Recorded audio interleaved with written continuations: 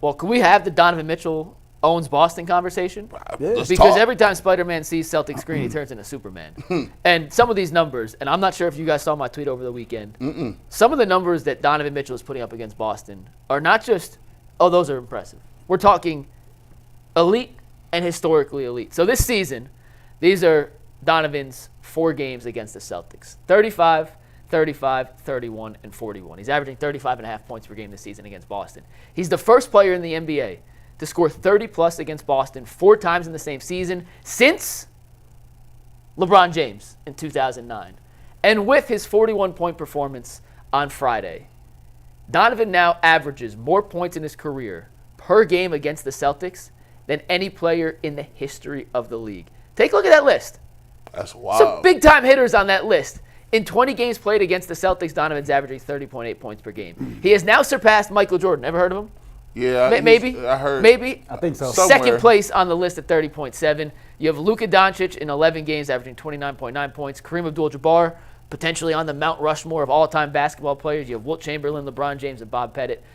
But no, none of those guys lead the history of the NBA in points per game against Boston. That title belongs to Donovan Mitchell. And whatever he does against this Celtics team, they don't have an answer. It's like he's stolen the answers to the test before Boston gives it to him. And he's answered Tatum. He's answered Brown. He's answered Hauser. He's answered Pritchard. He's answered White. He's answered Holiday. And if a game comes down to a situation we have to go shot for shot late, and the Celtics have Tatum and Brown and the Cavs have Donovan, I'm riding with 45 every single time. That dunk, he like, see, he's a different type dude, man. It's because he plays so much bigger than he is. Like, this man is playing like at a size you would think that he's some like 6'7" or 6'8" wing. He's 6'1". He's 6'1", but he's 6'1". He can elevate. He's quick. His step back is lit. He can hit tough shots. The floater. He has a real different game. His game is very difficult to like pinpoint. He a 3-level scorer. Yeah. That's exactly what he is. He a 3-level scorer.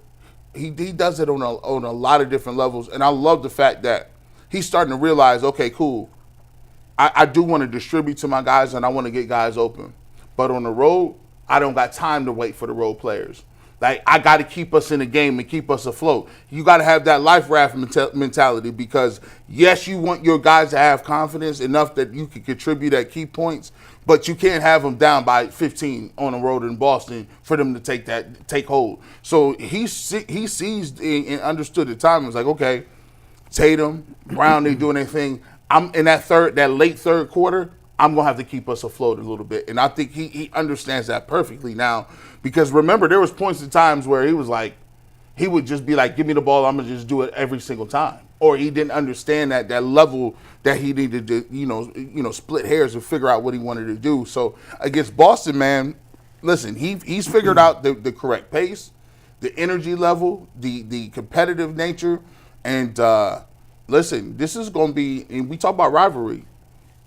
It has the makings. It got the makings. The Cavs got to pull it off.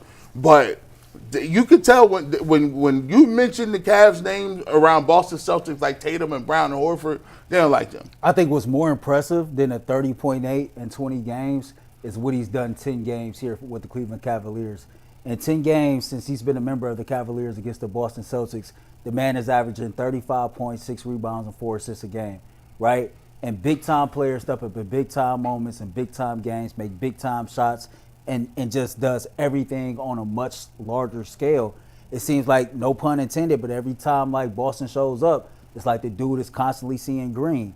I don't know what it is about this particular team, whether it be on the road or at home, but he has them figured out. And the greats do. You talk about Michael Jordan, you talk about back in the day, Magic Johnson, like it says something to be that caliber of player and know the history of that particular franchise and be able to show up the way that you show up every single time that you play this team. I think in the games that he's played here in Cleveland, of the 10 games, only 2 of them, he had 25 points and 29. Every other game since he's been here has been over 30 points. So that tells you a lot. And then how you say, like, on the road, The one game that we won in the playoffs in Boston last year, he didn't even hit the ground running as a scorer. He hit the ground running as a facilitator. And so it just seems like against this team, he just got a good feel for him to where he knows what to do at said moment. It's funny because Boston wants to hunt mismatches, spread you out, right? Well, in the fourth quarter on Friday, and in the fourth quarter at the home game they won, when he scored 20 points in the fourth quarter, didn't miss a shot. Remember when they came back and won that game? He was doing what Boston did, just better than Boston. Yeah. He was finding Sam Hauser every single time. And if you want to play his highlights from Friday again, you can see in almost that 1-3 in the fourth. Almost all these highlights, he's finding number 30 on Boston, saying, "You can't guard me. There's no chance in hell you can guard me, and I'm going to find a way." This obviously is not. This is a dunk. This doesn't. That's count. what changed the momentum right there. That play right there. That was early in the third quarter. That's how you knew the Cavs were not going to go. The rest of these switch on Sam Hauser, or didn't switch, but I promise you they're coming in. Sam Hauser got abused in this game, and anytime Donovan saw Sam Hauser on him, it was an immediate, I'm putting the shot up. There was an example, and there's nothing you can do. That's what Boston does. Here it is again, trying to hunt out Look at that. I heard Darius or whoever.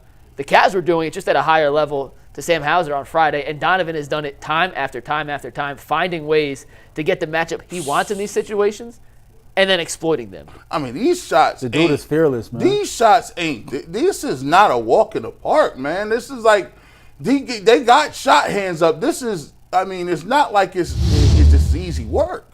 Like I think Donovan Mitchell is starting to seize the opportunity to understand if he wins the championship.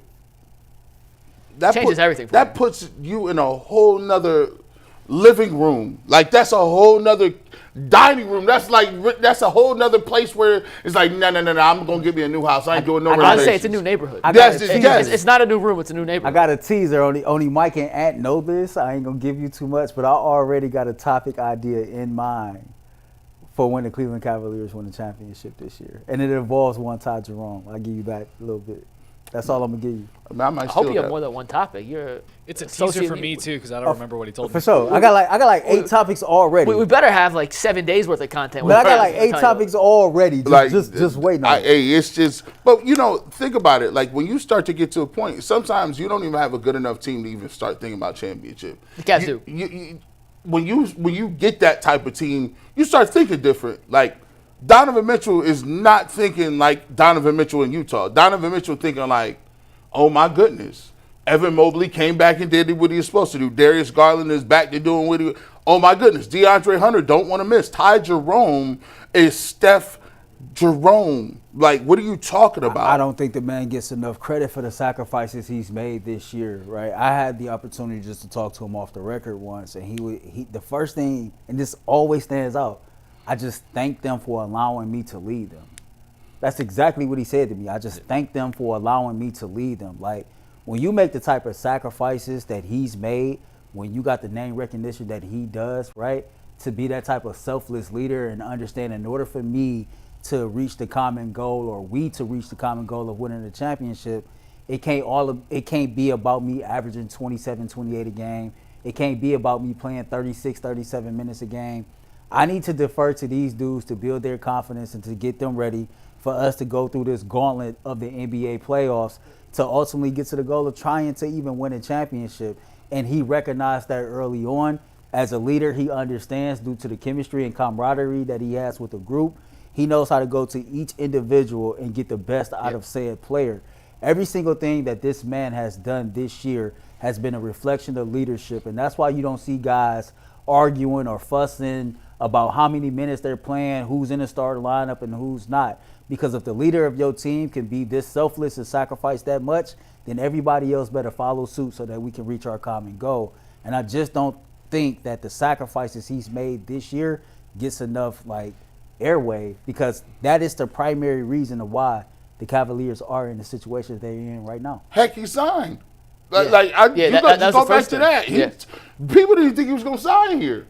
I was like, it's like, yo, because, I mean, think about this. That is the first free agent I'm trying to think about in their prime that chose literally to sign here without like something else. Like, look, LeBron, when he was in his prime, he didn't re-sign like in 2010, and then he came back, and then when he came back the second time, it wasn't like.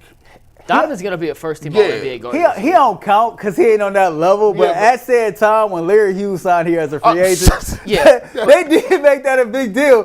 But, Oh, but that going should back, that should show you how much of a like gap going there back is. in Yeah. hindsight, the Facts. highlight of his career was being a feature in that video with Nelly and Kelly Rowland. Yeah, Like yeah. that's Like that was yeah. as good as it got for him. I mean, listen, that dilemma, Larry Hughes, that dilemma, Larry Hughes was high. He was in all the videos.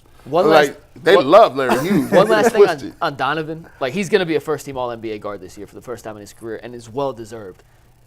But it's no surprise that Donovan is his most efficient self this year. Darius has been at his best. Evan's taken a step forward. DeAndre in his 8 games here has been incredible. When you're surrounded by really good talent around you, it allows you to operate at the maximum of your capacity. DeAndre Hunter's never played with this much space on offense. Ever. And never had rim protection behind him like Evan and Jared Allen. He ain't never even had this many people in the stands. That's true, too. Donovan's never played with another ball handler creator like Darius Garland and like Ty Jerome. You heard what Ty Jerome said. Yeah. He's never had this much freedom. It all is – it's a chain reaction. Mm-hmm. Donovan sacrificing leads to other guys stepping up. When other guys step up, it makes the entire team more dangerous. When the entire team is more dangerous, everyone gets more opportunities. But it doesn't start without Donovan being the first one on the totem pole to sacrifice so everyone else gets to fit into their rightful role. And when everyone else around you is better. We can use this show for an example. We have our best panels out here, and depending on what topics are, we have better panels. Everyone fits into what they can. Jay can be the antithesis.